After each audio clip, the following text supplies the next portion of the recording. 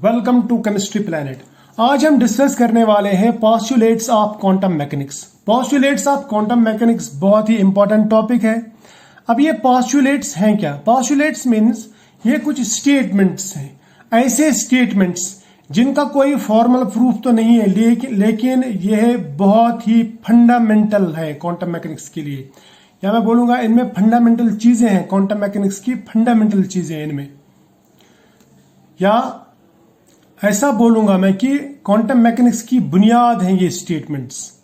ये स्टेटमेंट्स ऐसे हैं कि आप जब भी कोई एक्सपेरिमेंट करते हैं, एक्सपेरिमेंट में आपको जो भी रिजल्ट्स मिलते हैं वो रिजल्ट्स कभी भी इन स्टेटमेंट्स के साथ में कंट्राडिक्ट नहीं करते, यानी इनके अपोजिट नहीं जाते। यानी जो आप एक्सपेरिमेंटली देखते हैं वही आपको इन स्टेटमेंट्स में भी मिलेगा।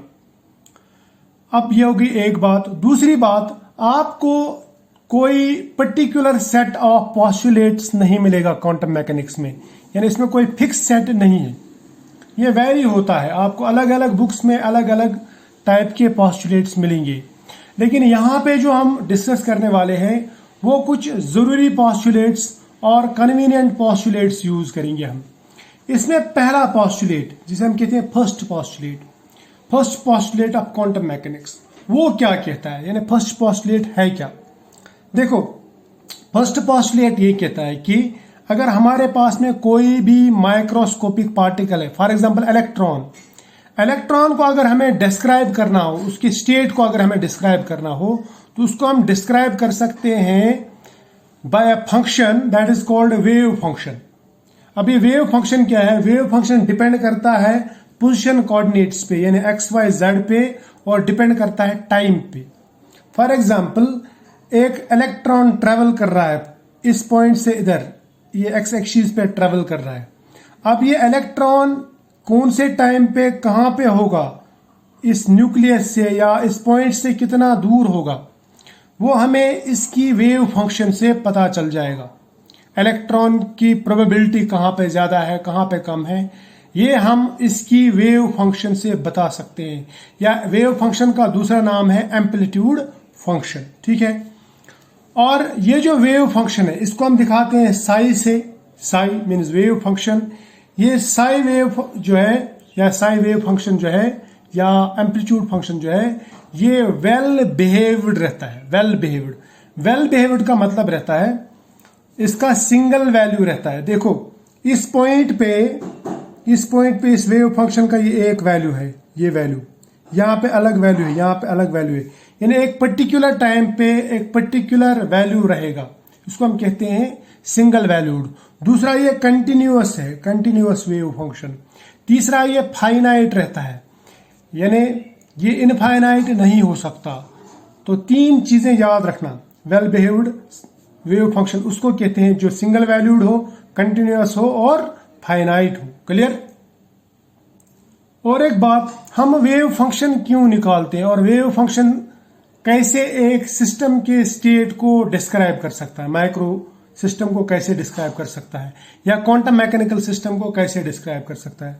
एक्चुअली इस वेव फंक्शन में, यानी साई में, सिस्टम की पूरी इंफॉर्मेशन रहती है। इंफॉर्मेशन कैसे रहती है? हम इससे इंफॉर्मेशन निकाल सकते हैं।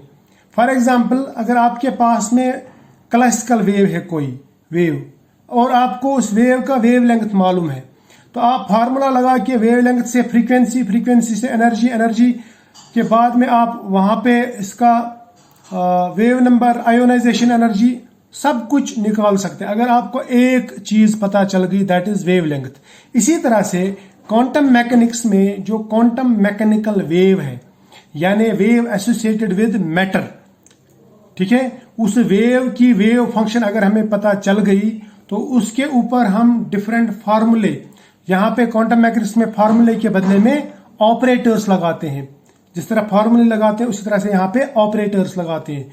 तो वो ऑपरेटर्स लगा के हम वेव फंक्शन से डिफरेंट इंफॉर्मेशन निकाल सकते हैं। फॉर एग्जाम्पल, अगर मुझे प्रोबेबिलिटी डेंसिटी देखनी हो, यानी प्रोबेबिलिटी डेंसिटी ऑफ इलेक्ट्रॉन, तो मैं क्या करूंगा, मैं साई को स्क्वायर कर दूंगा, मुझे प्रोबेबिलिटी डेंसिटी मिल जाएगी, ठीक है।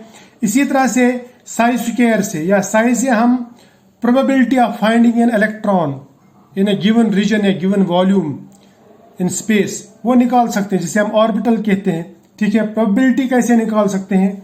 हम इस प्रोबेबिलिटी डेंसिटी को वॉल्यूम एलिमेंट से मल्टीपल करते हैं। या मैं ऐसा कहूंगा, हम कहेंगे mod of psi square d tau means volume. इसको अगर आप इंटीग्रेट करेंगे पूरी स्पेस में तो आपको यहाँ पे प्रोबेबिलिटी मिल जाएगी, probability of finding an electron. और जहां पे प्रोबेबिलिटी ज्यादा होगी उसको हम कहते हैं ऑर्बिटल, जहां पे प्रोबेबिलिटी कम रहती है उसको हम कहते हैं नोड। तो इस वेव फंक्शन से निकाल सकते हैं। इसी तरह से वेव फंक्शन पे अगर आप काइनेटिक एनर्जी ऑपरेटर लगाएंगे तो आपको इलेक्ट्रॉन की काइनेटिक एनर्जी मिल जाएगी। अगर आप टोटल एनर्जी ऑपरेटर लगाएंगे तो आपको सिस्टम की टोटल एनर्जी मिल जाएगी, इलेक्ट्रॉन की टोटल एनर्जी मिल जाएगी। ठीक है, अब मान लो आपके पास में एक पार्टिकल है एक पर्टिकुलर रीजन में, सपोज इस रीजन में, ठीक, इस सिस्टम में एक सिंगल पार्टिकल है। आपको मालूम है कि ये पार्टिकल इस रीजन में है। जब हम इस रीजन का वेव फंक्शन निकालते हैं, वेव फंक्शन साई, और उसके बाद में उसका कॉम्प्लेक्स कंजुगेट लेते हैं, ठीक है, उसके बाद में उसको मल्टीपल करते हैं वॉल्यूम एलिमेंट से, इंटीग्रेट करते हैं पूरी स्पेस पे, तो हमें इसकी प्रोबेबिलिटी मिल जाती है। अगर यहाँ पे ये पार्टिकल है तो प्रोबेबिलिटी आएगी 100%। ठीक है, 100% means 100/100 means 1। So probability of finding an electron in this overall space will be equal to 1। ऐसी कंडीशन को हम कहते हैं नॉर्मलाइज्ड कंडीशन। ठीक है, ये हो गई एक बात। अब दूसरा पोस्टुलेट क्या कहता है? पहले पोस्टुलेट में हमने देखा कि वेव फंक्शन से हम कोई भी इंफॉर्मेशन, कोई भी वैल्यू निकाल सकते हैं। लेकिन वो वैल्यू कैसे निकाल सकते हैं? वैल्यू निकालने के लिए उस वेव फंक्शन को हमें उसके ऊपर कोई ऑपरेटर लगाना पड़ता है। और याद रखना, हर एक ऑब्जर्वेबल यानी मेजरेबल क्वांटिटी, जो हम मेजर कर सकते हैं क्वांटिटी, या मैं बोलूंगा फिजिकल प्रॉपर्टी, उसके लिए एक ऑपरेटर रहता है, क्वांटम मैकेनिकल ऑपरेटर। या मैं ऐसा कह सकता हूं, to every observable there corresponds a quantum mechanical operator.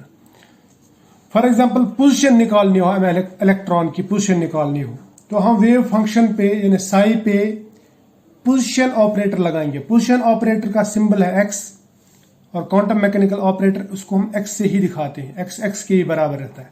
इसी तरह से मोमेंटम अगर हमें देखना इलेक्ट्रॉन का एक्स डायमेंशन में या वाई डायमेंशन में या जेड डायमेंशन में, जो भी डायमेंशन हो, तो मोमेंटम के लिए मोमेंटम ऑपरेटर लगाते हैं।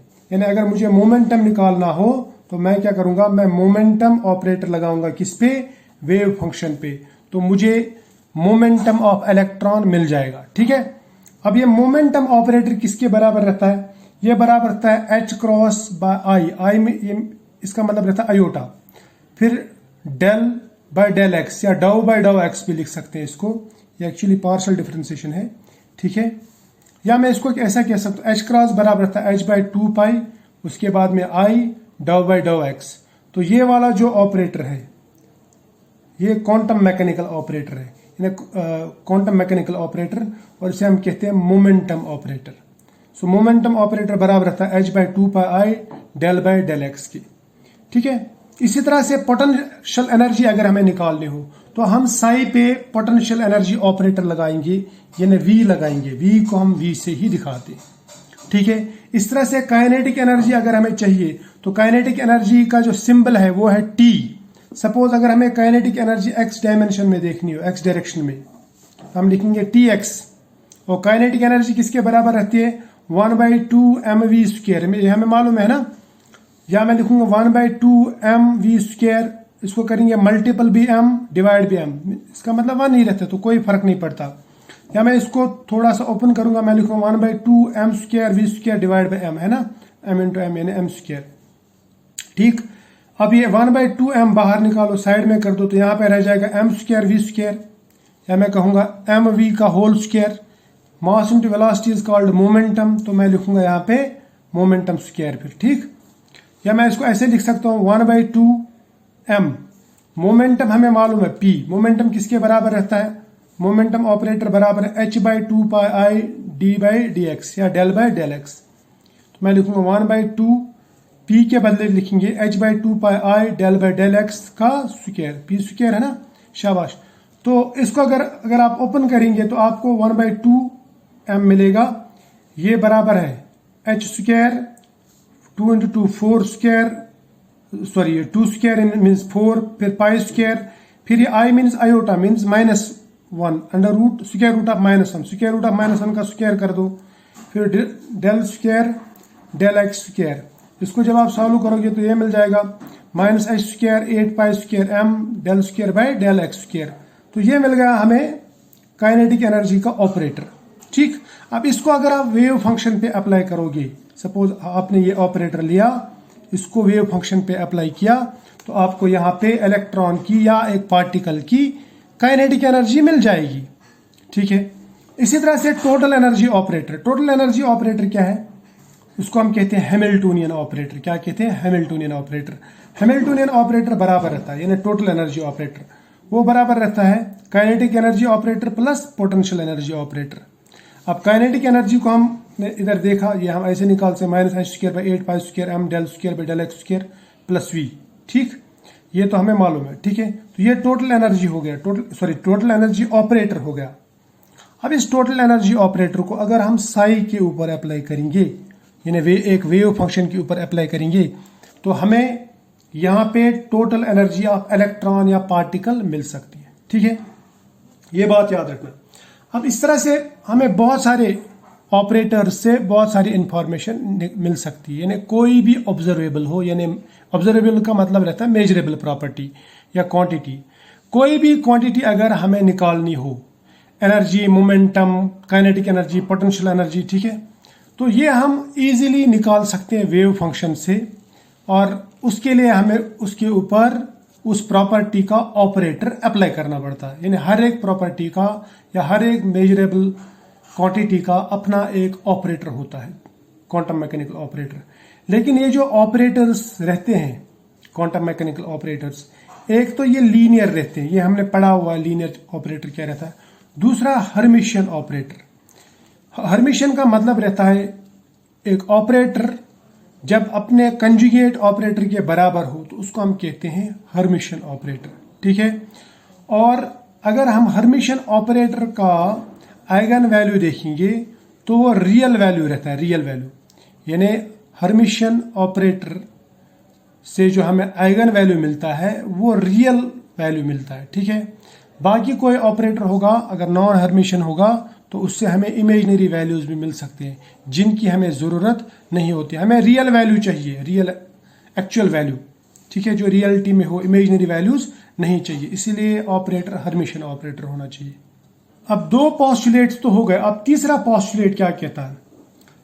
जब भी हम किसी वेव फंक्शन पे कोई ऑपरेटर लगाते हैं, वहां पे जो पॉसिबल वैल्यू हमें मिलेगा दैट इज आइगन वैल्यू, यानी रियल वैल्यू जो होगा। ठीक है, या मैं ऐसा कह सकता हूं, the only possible values which can result from measurement of an observable और आइगन वैल्यूज। यानी अगर हम वेव फंक्शन पे कोई ऑपरेटर लगाएंगे, किसी फिजिकल ऑब्जर्वेबल का ऑपरेटर लगाएंगे, तो हमें जो उस फिजिकल पैरामीटर या फिजिकल ऑब्जर्वेबल का मेजरेबल क्वांटिटी का जो वैल्यू मिलेगा वो सिर्फ आइगन वैल्यू हो सकता है। ठीक है, यानी हमें सिर्फ प्रॉपर वैल्यूज मिलते हैं। इसका मतलब अगर आपके पास में किसी सिस्टम का वेव फंक्शन मालूम है और आपको कोई भी इंफॉर्मेशन चाहिए, सपोज काइनेटिक एनर्जी निकालनी है आपको, तो काइनेटिक एनर्जी का प्रॉपर वैल्यू आपको तभी मिल सकता है जब आप उसके ऊपर काइनेटिक एनर्जी का ऑपरेटर लगाएंगे। ठीक है, ठीक, और जिस वेव फंक्शन से आपको प्रॉपर वैल्यू मिलेगा, यानी आइगन वैल्यू मिलेगा, proper value means eigen value, उस वेव फंक्शन को हम कहते हैं आइगन फंक्शन, और वो जो वैल्यू मिलता है उसको कहते हैं हम आइगन वैल्यू, और ऐसी इक्वेशन को हम कहते हैं eigen value equation. For example हमारे पास में हैमिल्टोनियन ऑपरेटर है। Hamiltonian operator means total energy operator. अगर हमने किसी सिस्टम के, फॉर एग्जाम्पल एक इलेक्ट्रॉन के वेव फंक्शन पे लगाएंगे, तो हमें उस इलेक्ट्रॉन की प्रॉपर एनर्जी कितनी होगी वो मिल जाएगी। ठीक है, वो मिल जाएगी। इस एनर्जी को मैं बोल सकता हूँ, जो हमें मिला इसको मैं बोलूंगा ये आइगन वैल्यू है और ये जो वेव फंक्शन है ये इस ऑपरेटर का आइगन फंक्शन है। ठीक है, ये हो गए पोस्टुलेट नंबर 3।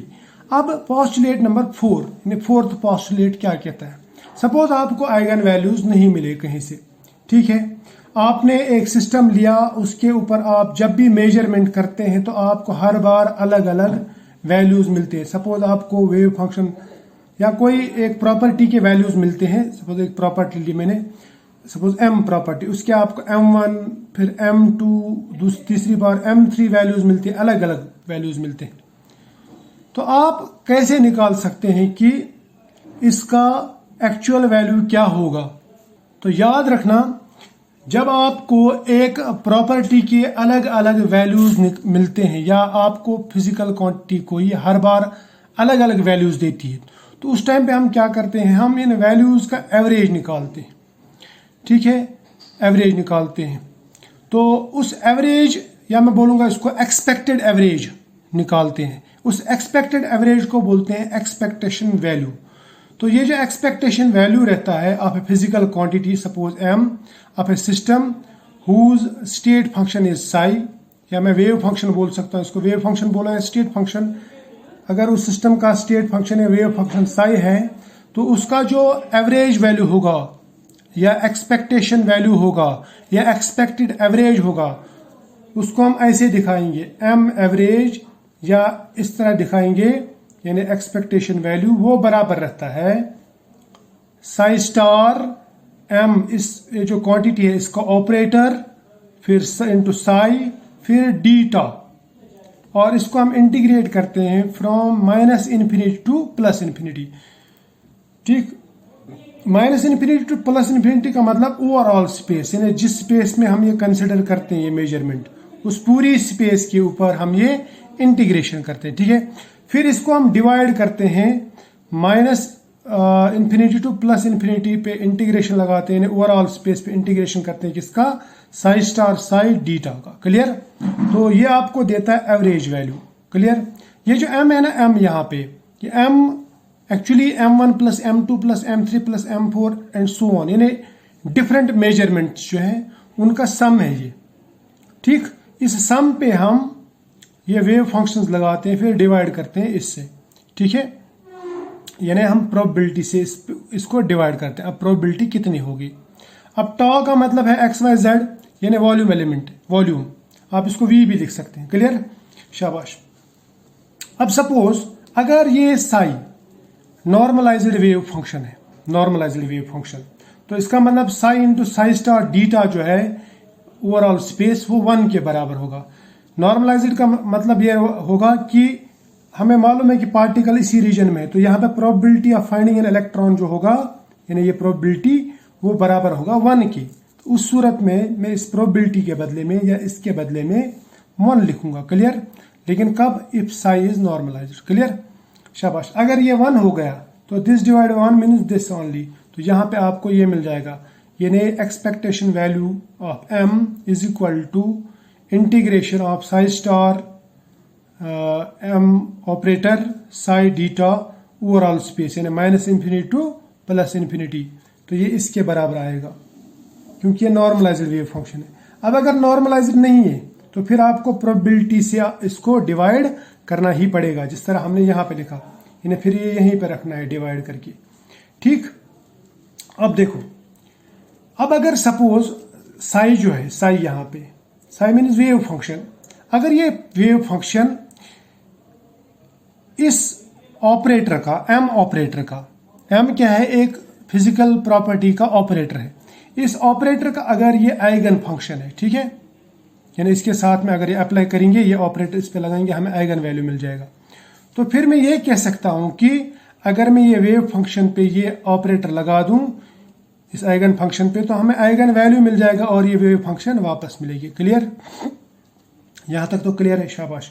तो फिर मैं ये कह सकता हूं उस सूरत में जो एक्सपेक्टेशन वैल्यू है, यानी एवरेज एक्सपेक्टेड एवरेज जो है, वो हम इसी तरह लिखेंगे जिस तरह हमने पहले लिखा, ऐसे लिखेंगे। ठीक है, इस ऑपरेटर से हमें वैल्यू मिल जाएगा, m मिल जाएगा, प्लस ये वेव फंक्शन वापस मिलेगी। तो ये बन जाएगा कुछ इस तरह से, यानी ऑपरेटर नहीं, अब हमें डायरेक्ट क्या मिल गया, वैल्यू मिल गया।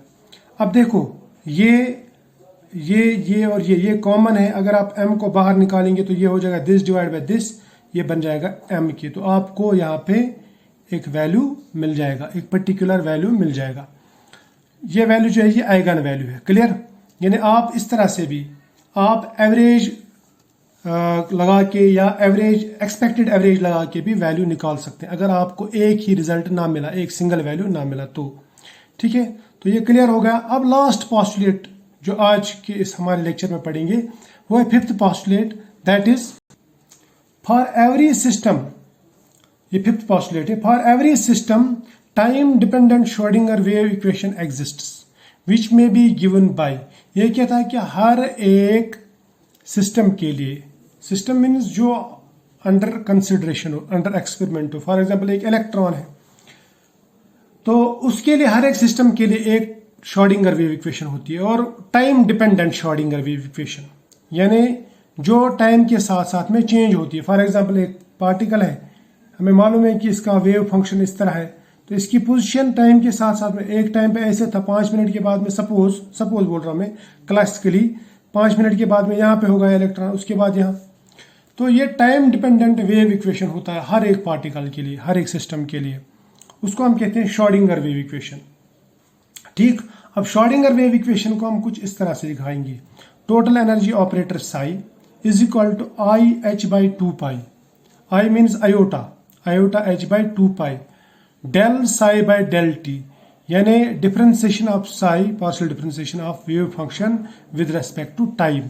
तो ये है time dependent Schrodinger wave equation for any system, clear. तो ये थे पोस्टुलेट्स ऑफ क्वांटम मैकेनिक्स, जिसमें हमने 5 इंपॉर्टेंट पोस्टुलेट्स लिए। आई होप ये आपको समझ में आया होगा। दोस्तों के साथ में इसको जरूर शेयर करना और वीडियो को लाइक करना।